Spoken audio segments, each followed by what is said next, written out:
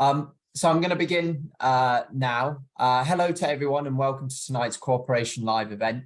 I'm Daniel, the Policy Officer for the Co-operative Party. I'm really pleased to have you all join us this evening. Tonight we'll be discussing the vital role credit unions can play in delivering inclusive and accessible financial services to people and communities across the UK. We'll hear on how we can grow the credit union sector during this cost of living crisis to ensure that everyone has access to affordable financial services which can help them provide for their families. Before I introduce this evening's speakers, I want to start with a few tips on how we can make this more interactive for everyone. Firstly, for those who are hard of hearing, we are working with the RNID to live caption this event. If you want to view these captions, you will need to enable it yourself by pressing the CC icon on the bottom Tools panel of your phone or computer. This Zoom call is being recorded, as many of our members cannot access it live.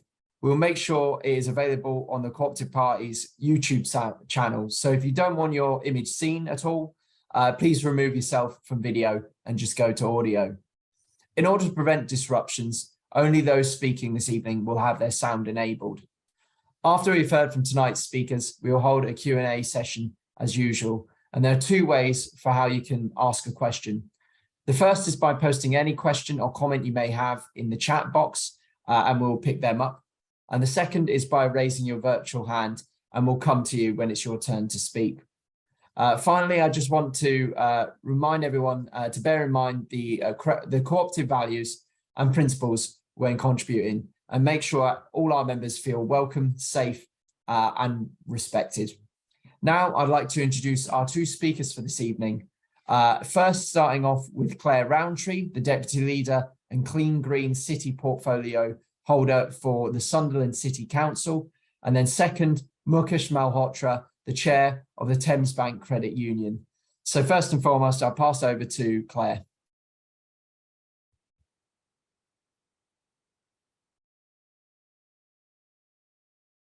Oh, it's still on mute, Claire. Are you able to come off?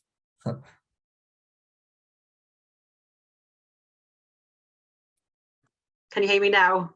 Yes, can hear you now. Apologies for the usual technical difficulties that we have these days now. So hi, I'm Claire Rowntree, Deputy Leader of Sunderland City Council. I also have the portfolio for Clean Green City, which means that I have the carbon neutral agenda under my remit as well. I represent the Hetton ward as a Labour and Co-operative Councillor. I'm the chair of Hetton Labour branch, and I'm the chair of the Sunderland Co-operative branch as well. So I'd just like to say, first of all, thank you very much for inviting me along. I've been a councillor now for just recently re-elected in May. So this is my fifth year as a councillor serving Sunderland City Council. So Sunderland City Council as a city and as a local authority have struggled financially over recent years, which I'm sure everybody is aware. And like many other local authorities, we've had our funding cut, and this has impacted directly on our residents. We know that over a decade of austerity, the continued worsening of the cost of living crisis, rocketing mortgage rates and stagnant wages have put unprecedented pressures on households. And I see it personally as our role as elected representatives to shine a light on the economic and social injustice our communities are facing every day, and now more than ever. Our collective ambition as Labour and cooperative councils in Sunderland is to thread social and economic aspects together. We want to ensure that we embed financial resilience and social interaction for the communities we represent. So in Sunderland, many of our households on lower incomes and don't have access to the low interest loans, whether that's through credit history, whether that's through personal circumstances. Many households having to resort to loan sharks or extortionate payday loans, which drives them deeper into debt and obviously just causes greater problems. Credit unions are key in helping financial resilience, and these allow families and individuals an alternative option when faced with a short-term financial crisis.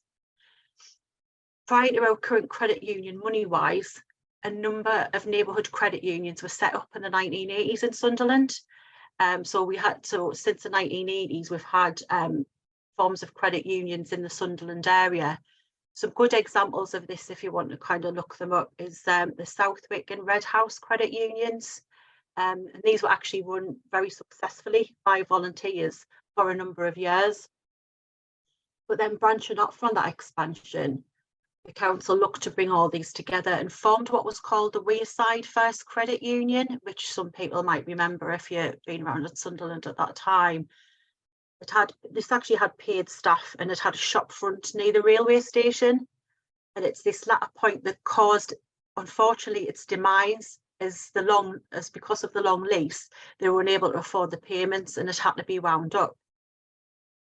This is the reason moving forward that we went with an established credit union more recently, in terms of the last few years when we looked at resetting up credit unions under our manifesto.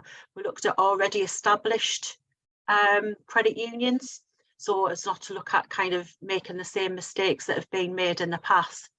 So credit union MoneyWise took the lead for us this time round.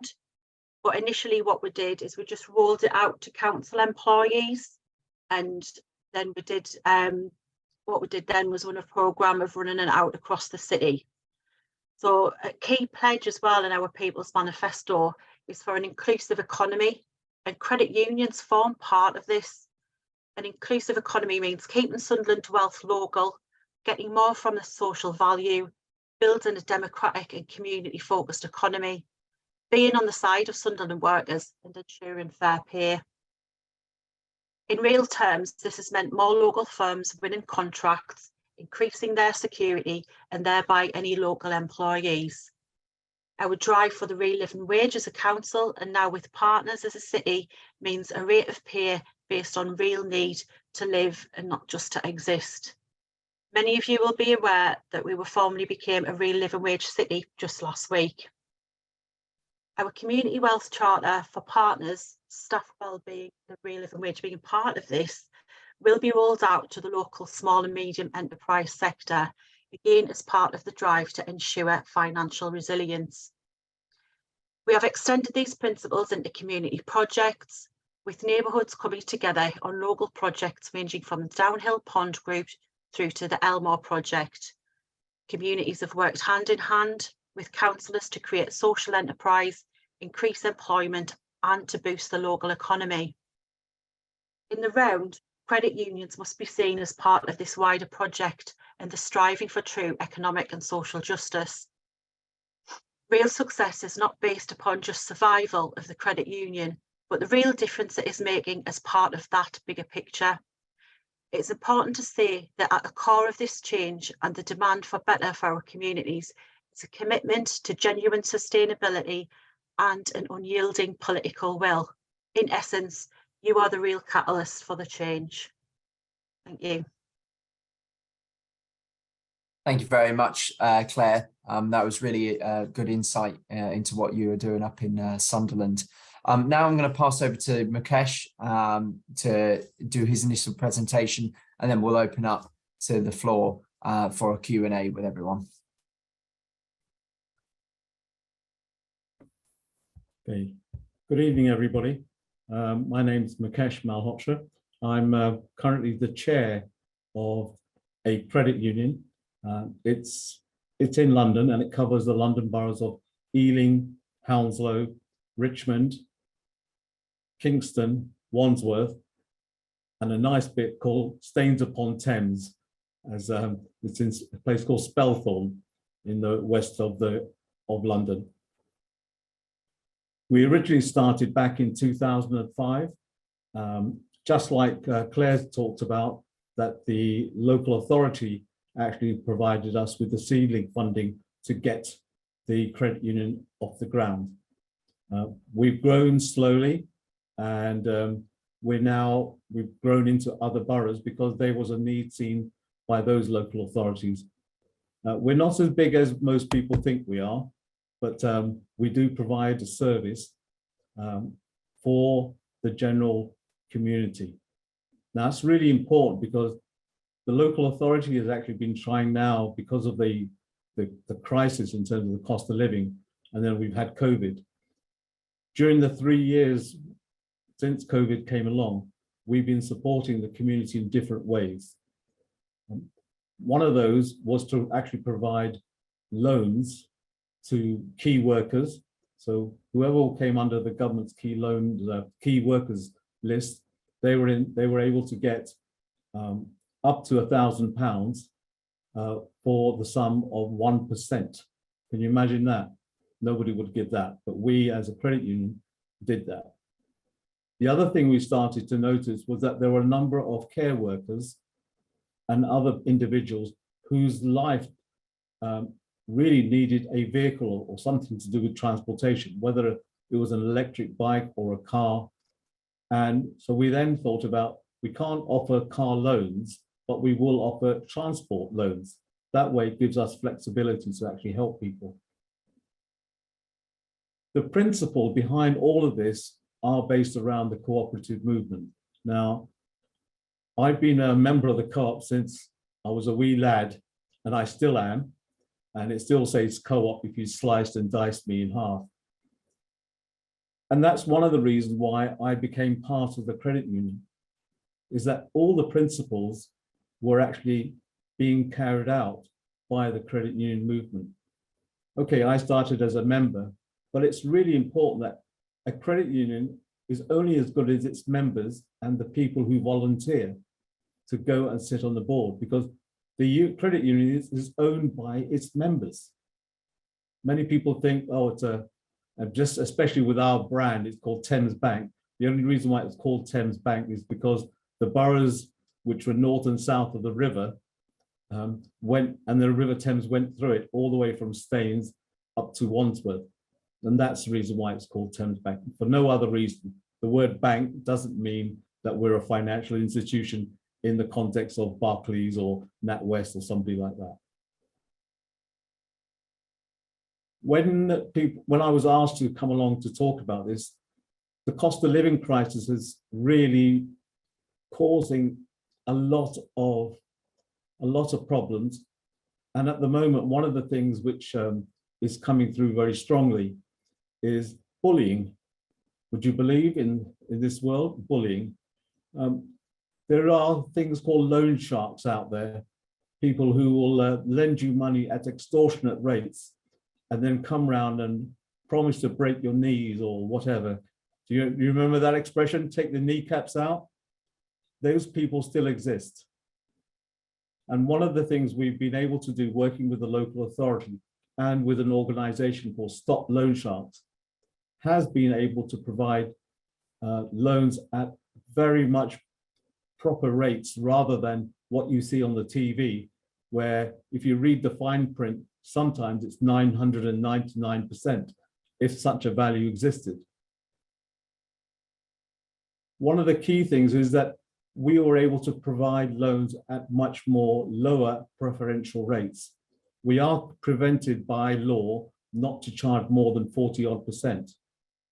But the thing is, we never charge that amount, as I talked about. We tend to be able to do that at a much more preferential rate. And one of the key things we were doing is, even if you had a house, you could use that as equity. And we started to lend people larger amounts based upon that. But we wouldn't give more than about £15,000. That's what we put down in our regulations. Another key thing has been about consolidating loans. And we've offered that as well to people. But the biggest thing, which everyone seems to forget, the purpose of the credit union was actually to help people save. So we've offered all the way from schools up to someone like me, who's a senior citizen now. Yeah, I am a senior citizen. A loan available, being able to save money. And then the other thing is that many people would like to save money with us because they want to do the right thing. Many of them want to do some philanthropy, and they think, what can we do? If you were to save with a credit union, that money would then be recycled within the local community, or when people want to borrow money. And I think that's the essence of what the co-op movement is, that you're helping your neighbour, helping your friend. But you can only do that if you become a member. So all of our directors, stroke, trustees, whatever you want to call them, they are all members elected by the membership. So it's really important that when you start up a credit union or you begin to work with a credit union, that's really important to do. I'd love to be able to ask, say a lot more. And I have this terrible habit of going on and on and on, but I'm going to call it quits there for the moment. And hopefully you can ask me some really interesting questions and hopefully stump me. And I'll be able to come back to you in a little while if I can't answer the question. Is that okay, Daniel? Yes, thanks very much, Mukesh. As Mukesh alluded to, we'll now move over to the Q&A. So we're very keen to have your questions to both our speakers. So as I say initially, either put your hand up, raise your virtual hand, or put them in the chat box and I can read them out on your behalf. I see Richard Simmons has his hand up if you'd like to ask a question initially. Yeah, can you hear me? Because I had trouble with my acoustics recently. Does that sound all right? Yes, it does. Oh, good. Okay, sorry. Yeah. Well, we're from the Isle of Thanet, and we used to have a small credit union called Wantsum Savers. Wantsum being the little river that runs around the Isle, and it went bust. So it left quite a bit bad taste and a lot of resistance. But the only credit union that's available is actually the Kent Savers, which is the whole of Kent, and that's the, what's it called, the common, the commonality you have to have. It's just being a resident of Kent. So I'd very much like to see, as we're a pretty deprived area, really very deprived area for the south, and a lot of people could make use of it. Of Kent Savers. I'm a member of Kent Savers, but it seems very difficult to get the idea across, and no one knows what credit unions are. And any sort of thoughts on? Well, firstly,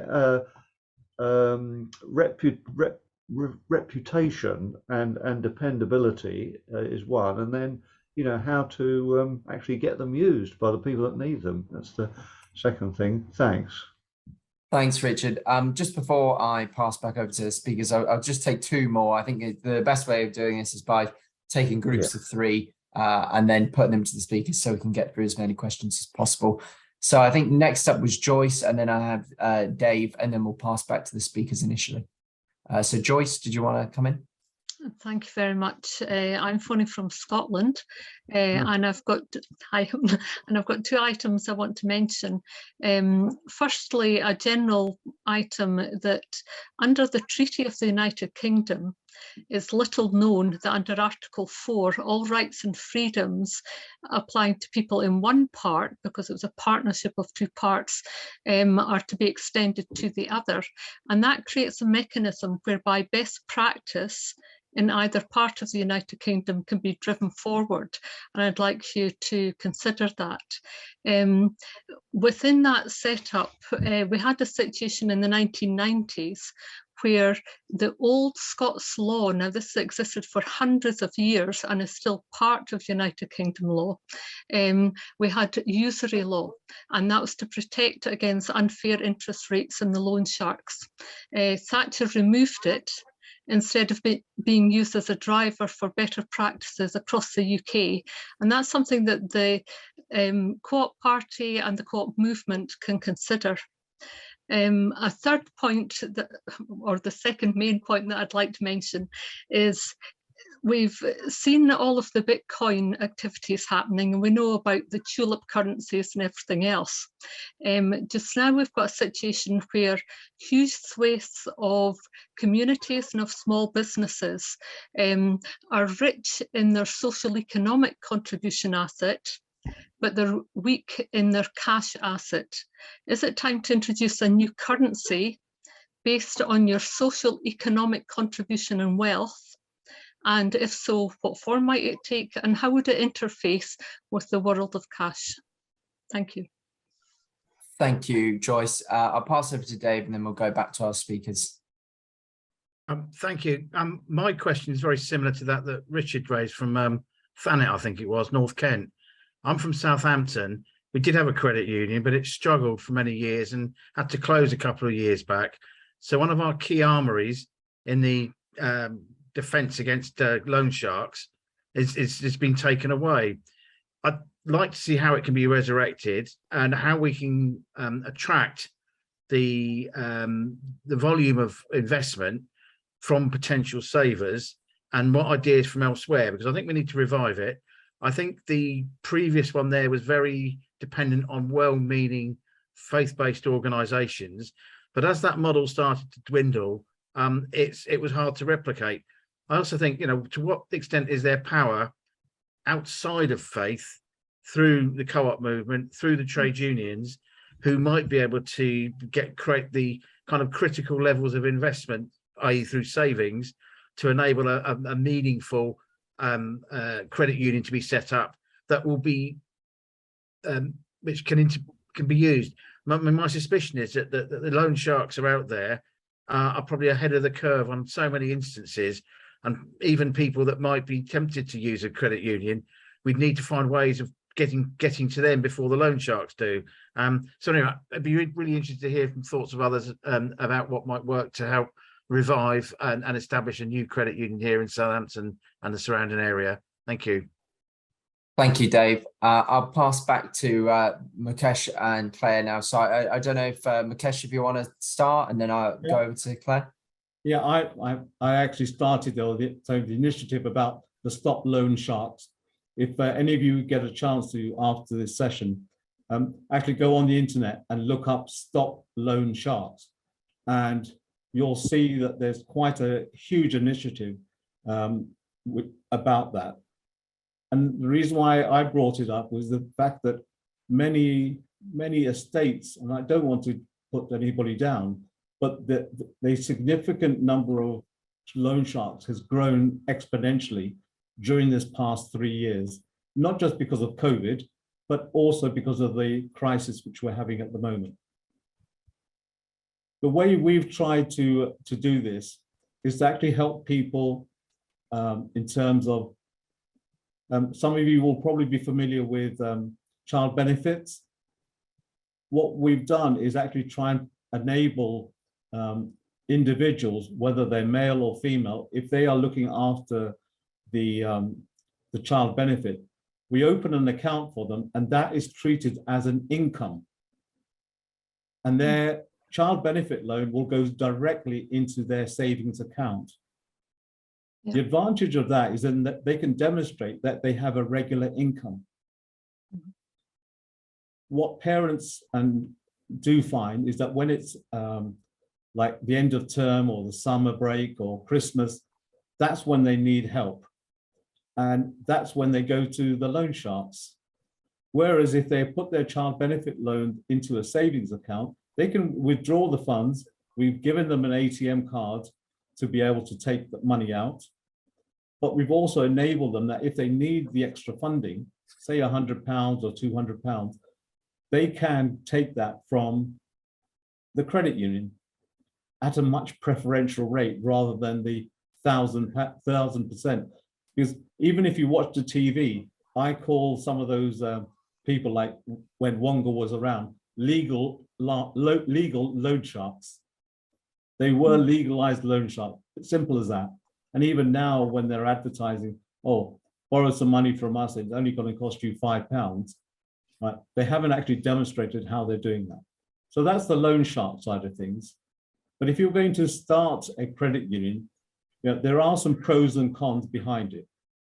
It could take anything from 1 to 3 years for you to start up your credit union.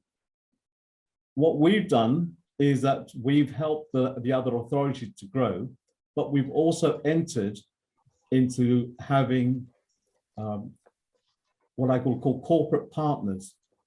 So our local hospitals become corporate partners, and we enable people to be able to save directly from their payroll. They also get the advantage that if they want to borrow money, they can at preferential rates. So the most recent thing we've added is the University of West London. We already have the hospitals in West London as part of us.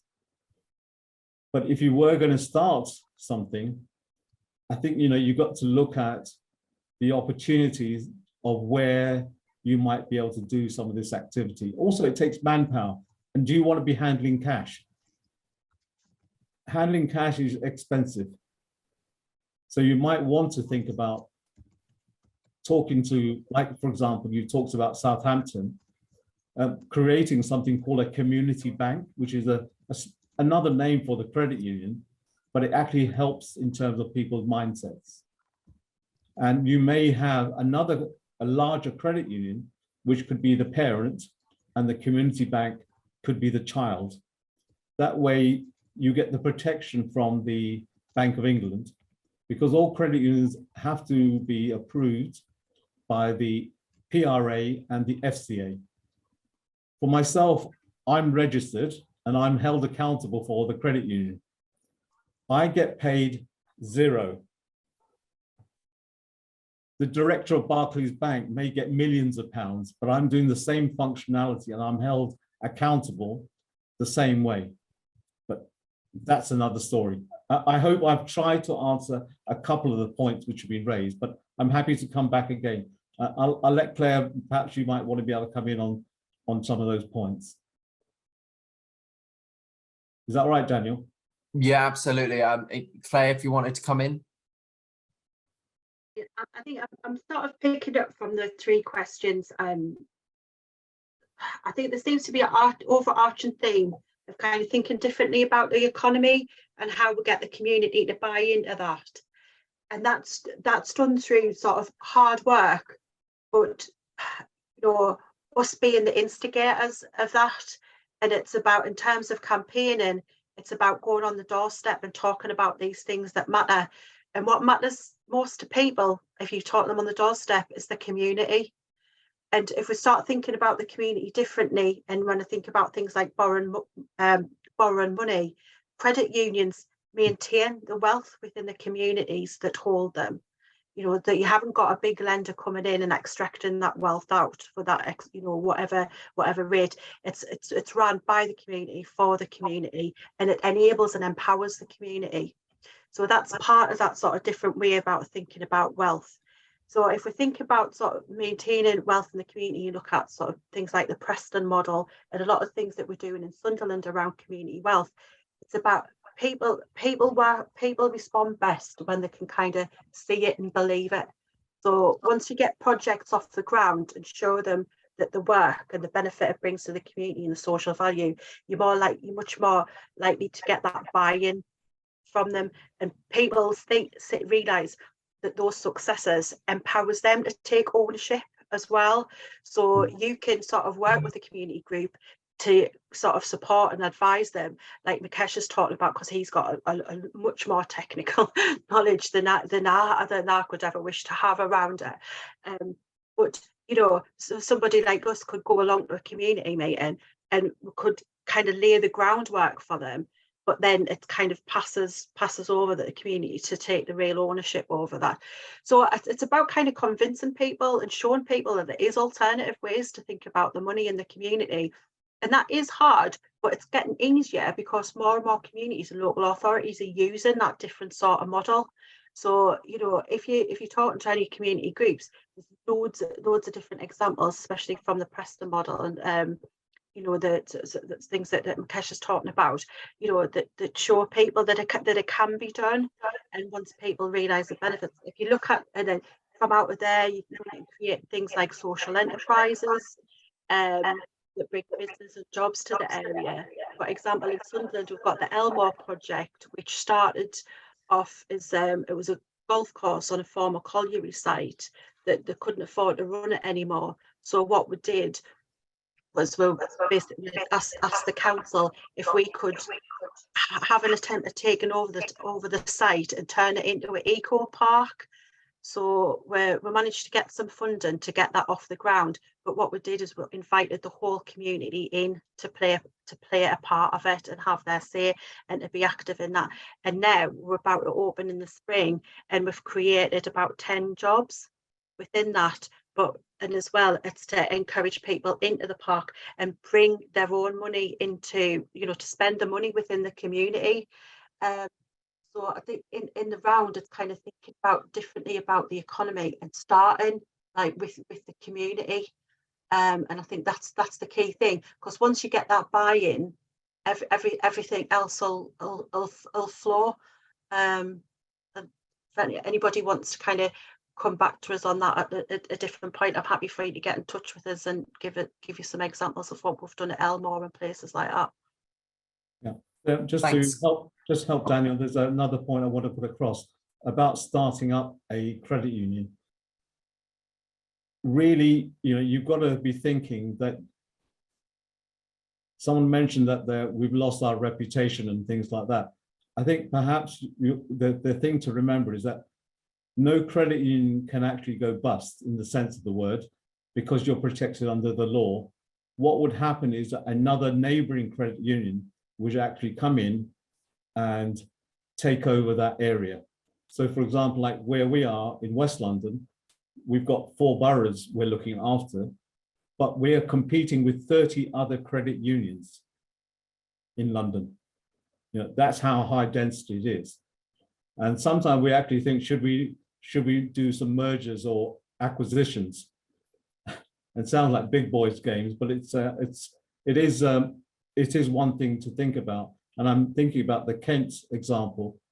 I know the chap who runs the Kent Credit Union, and they try their best to be local, even though they're in a much larger area. But a model which they did in Oxfordshire and also in Hertfordshire was so as to give the local feel. I talked about community banks. What they decided was call it an Oxford Community Bank, and that will be part of this larger organization, which happened to be called Swan. Whereas we in our part of Southwest London, we just kept one brand. But we started, as I said, working with the local authority. They gave us the seedling money to start things off. And that's something to think about. But if you visit an organization called ABCUL, that's ABCUL, they have a wonderful document to help people think about, if they wanted to start a credit union, how to do it. And if people say, how old are credit unions? Well, they started before building societies came about.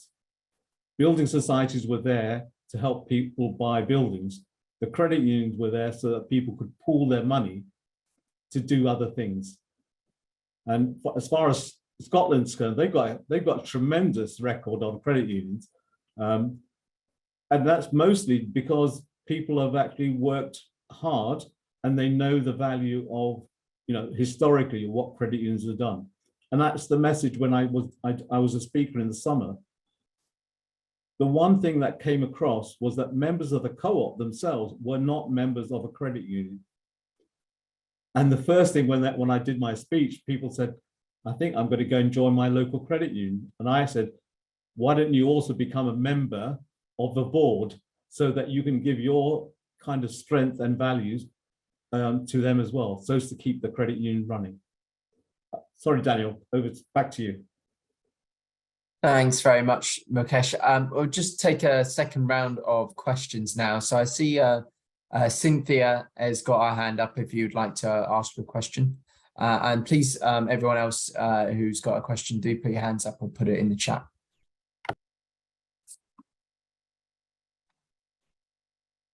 Thank you. I think the last 2 speakers in their comments then have begun to answer my questions, but I'm in a relatively small town. We have a town council, and I'm championing climate. And my angle of main angle coming up to this is perhaps to enable more people to think about, for instance, having solar, so that, you know, they can save that way. I think I wanted to say what would help me, I think, is having a handbook to all that can go wrong. if that doesn't sound negative, because people, you know, you're afraid. What am I going to do? It could do this or could it do that? And I think Mukesh started to answer that. Then in an area like this, I would need to know what to expect in trying to link with another credit union, because we are surrounded by credit unions in bigger towns or areas of Liverpool. So I suppose I'm looking for a little more guidance on where to turn for the basics to get started.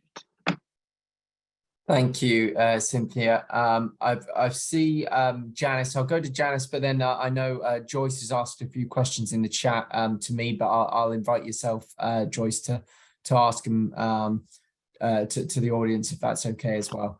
So I'll pass it to Janice, then I'll go back to Joyce. Evening. I'm a councillor in the London Borough of Brent, so I've got two questions. The first was to Mukesh. He said there's lots of competition between credit unions, but our common enemy is the loan sharks. And why don't credit unions join together in a PR campaign against loan sharks?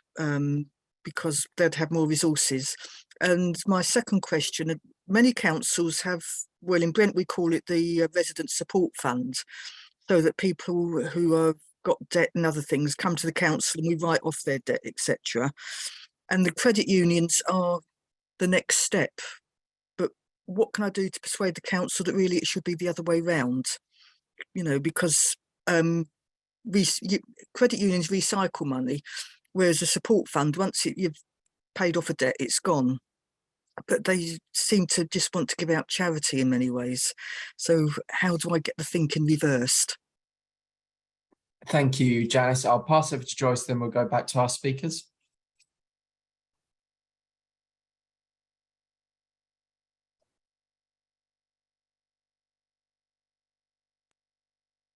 Hello, can you hear me? Yep, good. Okay. I'll simply read the questions that I popped down on the text. One of them was, what's the scope for banks and institutional investors from finance and elsewhere, so other parts of commerce, to contribute to the credit union's funds, for example, by fitting into their social responsibility remit? There's a big push from the UN there's a business guide on human rights, and it's all to do with the cost of living and things like this, and responsible behaviour. So I think that's something we should be looking at more strategically as a movement. Secondly, several credit unions are sitting on funds. I know some in Edinburgh are sitting on 10 million that they're not permitted to lend out due to statute. What changes in statute are required to do that? What do we need to do there? And what's the scope of the credit unions to form joint ventures to be able to provide affordable finance for electric vehicles, funding for renewables, installation, etc., that's vitally needed? And then finally, on Janice's point, basically what can be done is to remind the public bodies, the public authorities, that they have got a duty to protect against harm, okay? And that comes from the other half of human rights, the social economic rights. Now that's very clear in Scotland because it sits as part of the Scotland Act. It's actually a UK obligation. So they need to protect against the harm happening. And so if you come at it from that angle and point that out to them, that's where let's put in the protection, first of all, like getting people to engage in credit unions rather than loan sharks and only coming in to clear up the mess afterwards. Thank you very much, Joyce. A few questions there for our speakers. I'll pass over to Mukesh first, and then Claire, if you wanted to jump in on any of them as well. So Mukesh. Oh, you're muted. Silence. Yeah, there you go. I'm back again. All right, I'll try and do Janice's one first about Brent. Thamesbank were going to try to become a credit union like we've done for Richmond and others. Unfortunately, the Brent Credit Union decided to do a merger with another credit union. And that credit union now has rebranded itself. So that's the story behind why we're not helping in Brent, but we are helping in Ealing. But in terms of money and being able to do things, the original concept of the credit unions, in terms of if they've got 10 million pounds in savings, well, they may have restrictions on how much they can lend out, but they've also got to be careful in terms of making sure that when they do lend money, they still have to ensure that it's being lent in a proper fashion. We can't be irresponsible as directors, because we're members as well, to give money out left, right, and centre without ensuring that there'll be a recovery. Because one of the biggest problems with any organisation which lends money is the number of defaults. And that's, we're not in that business of trying to lend money and then somebody says, I'll just walk away. That's, I think, hopefully you'll understand that, because it affects and impacts everybody else. But in terms of lending money for things which are good initiatives, I put in the chat box our own the website which for our credit union. We have initiatives called a home improvement. We have a transport loan, but they are restricted up to a certain point because these are unsecured loans. But we do offer secured loans on property if someone has one. But it's really important that if you decided that you wanted to put solar panels on the roof or something else, which was green, even a little windmill perhaps on your roof, there is money there which you can borrow, but it all depends on the individual credit union on what they want to do in terms of the scope.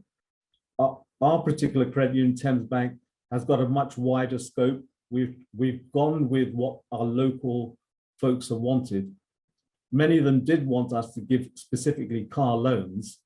We decided it was better to call them transport loans, because more and more of the areas we're covering, they've got more and more cycle lanes, and there are a significant number of people who want to buy an electric bike. And if you go and try and buy one, it's about £1,000. It's not cheap.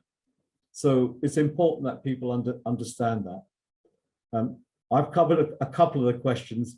Daniel, you're going to have to remind me some of the other ones because I couldn't write them down as fast as you were saying them out. Maybe Claire might want to come in depending on what you say next. Yeah, I'm going to invite Claire to come in as well, because I also don't have all of them written down. So Claire, was there any points you'd like to make off the back of those questions? Just around the kind of solar panels and climate change. Obviously, that's something that I have portfolio on. So I would kind of sort of suggest looking at, which is what I don't know if is the parish council under like a broader council, like a borough council or a city council, because a lot of local authorities now have like climate action plans in place, which should have plans for reducing carbon emissions, and those include like plans like heat networks, and so in Sunderland we're looking at geothermal heat sourcing, so which means we can tap into heated mine water and we can heat the whole council estate. So, and then obviously that pass on that benefit to social housing providers in the area, and that's economic justice and climate justice, one and the same thing, because it's people from low economic households that are most damaged by the climate crisis, and if we can aid in that reduction of carbon emissions and sustainable energy, then that benefits people directly in their pocket and in the household. And there is lots of different kind of funding sources available, and I think as a parish council you're quite well placed with that kind of contact with the community. I know that some parish councils that take a precept what they do sometimes is kind of collectively get together and invest some of the money in kind of long-term sustainable community beneficial programs as well. So that might be, I mean, it might depend on the political makeup of how you can get each other to agree on what that is, but I know it's kind of something people do in other areas. The question from Brent Council: at Sunderland, we're doing quite a lot of campaigning and social media awareness around loan sharks. We've even got one of our community engagement officers is one of the community groups is putting on a pantomime, and it's Cinderella, but Cinderella needs to borrow some money for a dress, and it kind of goes into the whole spiral of that she lends money from a loan shark and what that means for her. So it's kind of in that kind of real practical sense, getting that message across to the community. And there's lots of social media that we've got. So if you want to look on Sunderland UK, you can see a lot of the information we've got about loan sharks and how people can recognise it in their community and what to do when they come across it. And the other thing about sort of getting the buy-in from the council is talking to the right officers, because you know, if you don't get the officers engaged in it, it's really, really difficult to make anything happen. So my first protocol was finding a sympathetic officer, I would say, and kind of selling the social value of the credit union and what you're trying to achieve. It isn't an easy task, but you know, that's your first protocol, because one of the reasons we've been so successful in Sunderland is because of the buy-in from the officers, and that they share our ambitions for the city. But if you want to give them examples of others, there's plenty of examples out there to convince the officers as well. So I hope that's sort of helpful around that. Thank you very much, Claire. There's an interesting question here in the chat, which I've seen, which is there any special training required for would-be officers of a credit union, and where can this be accessed? So I imagine this is probably your area more, Mukesh, if you have an idea of where they might be able to find this information. Yeah, I've started putting some links into the chat box. People should be getting that. But our main body, which is like the overarching entity, is called ABCUL. That's ABCUL. They also provide the training for us. So even if you don't know anything about credit unions, but you perhaps know about social media, that social media is still important to a credit union, because we need people to be able to share and communicate in different levels.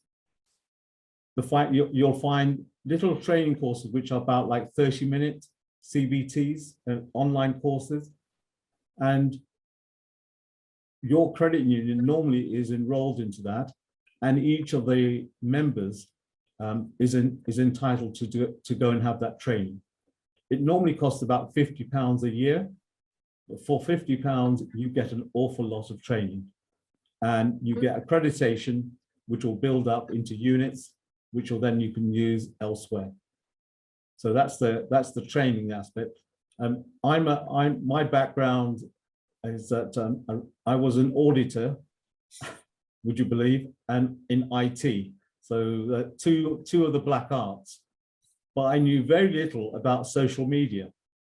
But now, since I've had the training and other things, if any of you get a chance, do hashtag Mondays with Mukesh, and you'll see some little snippets about how we as a credit union are trying to put a message across about how you could save, thinking about energy, because we're trying to focus on the cost of living crisis, and there are opportunities there which people may not have thought about. And let you have a look at that. But ABCUL is our overarching training organization, and even internally, you may, when you join a board, right, you'll probably be attached to someone as your mentor, and you'll be trained up that way. And there are away days and things like that. With us, we're fortunate that there were 4 credit unions working together, not just Thamesbank, but 3 others. So as to help the credit unions grow, we created another cooperative entity to run our back office. So all of the employees were members and owners of that back office. That way, we actually had the ability to grow. And then if we're doing any communications, any social media activities, we enjoyed having common things, and it cost us less. And that was really important, because running a financial institution, there are obligations which you're required to do. And that's why the FCA and the PRA are there, and you're protected by the same thing as any of the high street branches of something called the FSCS. So you're up to £85,000 or 75, depending on who's in power at the moment. Your money is safe. So don't get me wrong, we are governed as highly as a high street institution. Okay, does that help answer the question? Hello? I very much hope it does. Just seeing who asked that. It was Mike, so hopefully Mike is happy with that answer, detailed answer there, Mukesh. Here's another question in the chat. I think we've got time for just a couple more. Why don't more credit unions offer mortgages is one question. And then I'll just pass over to Rishi and then Joyce for the final one. So if Rishi, if you wanted to come in.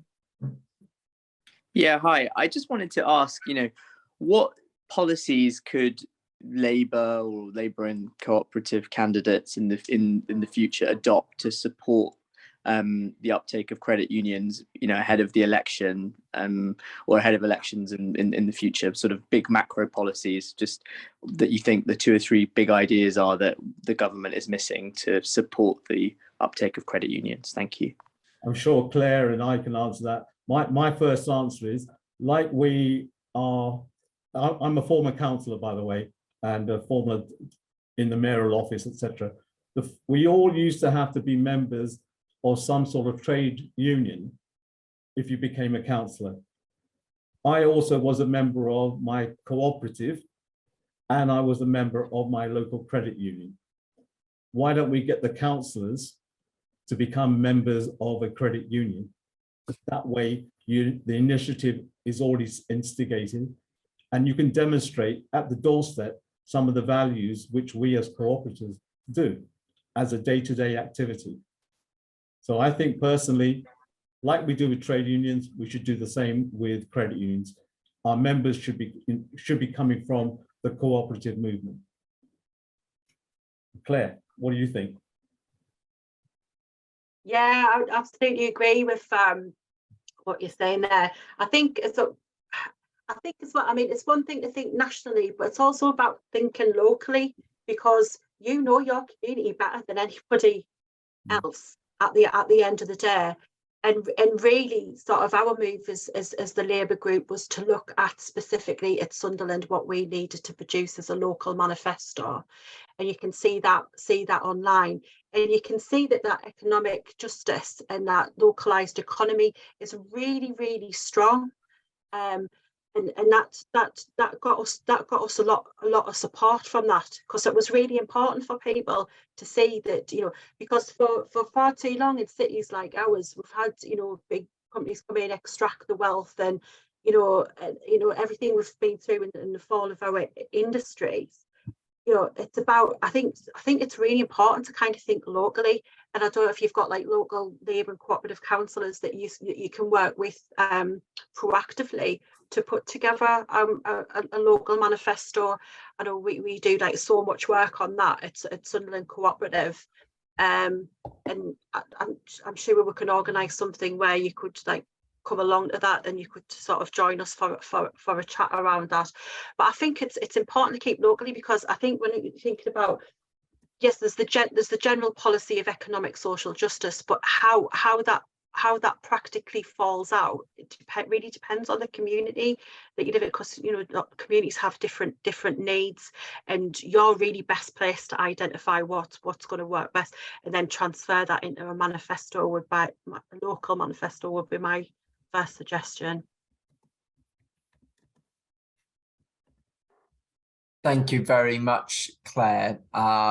Just as well, just to answer your question, Rishi, in terms of our policies as a party, one of the ones which we think needs to be done is a redefinition of the common bond to make it a little bit more fluid, which would enable a more wider uptake of credit union status throughout the UK.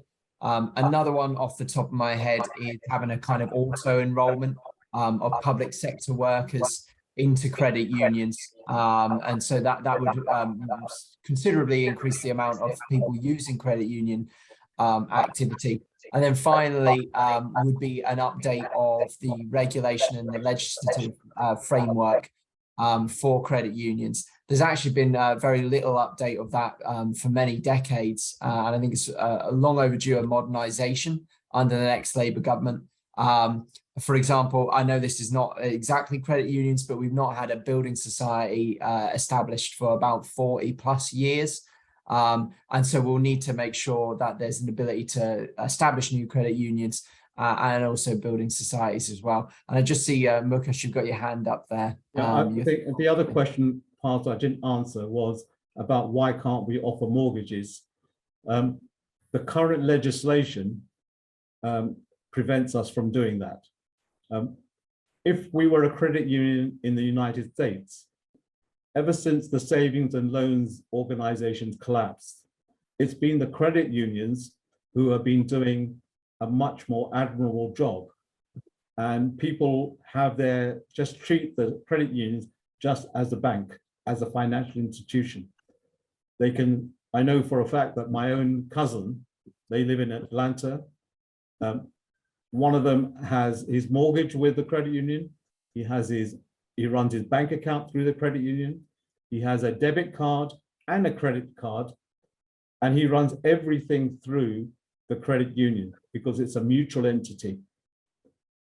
In the UK, we would love to be able to do that, but the government of the time, and I know that Lord Roy is trying his best in the House of Lords to change the regulations to help credit unions, but while we have the current status quo, I don't believe we're going to get very far unless there's a wholesale change in government and government policy. Thank you, Mukesh. Just in the interest of time, I think we need to wrap up, unfortunately. So apologies for anyone who I've missed out their questions. I just wanted to thank you all very much for coming this evening. Just to let you know, we've got one more event before Christmas, which is going to be taking place on Wednesday, the 14th of December. And that will be covering our upcoming new education policy paper, which is going to be launched later this year. I'd also like to say we'll be starting our program again of Cooperation Live events in January, and there'll be more regular events from then on. So look forward to seeing you all then. But thank you very much for attending this evening. Please do get in touch with the Cooperative Party HQ if you've got any further questions on anything. And I look forward to seeing you all again very soon. And thank you very much to our speakers as well for your wonderful contributions this evening. Much appreciated. Thank you all.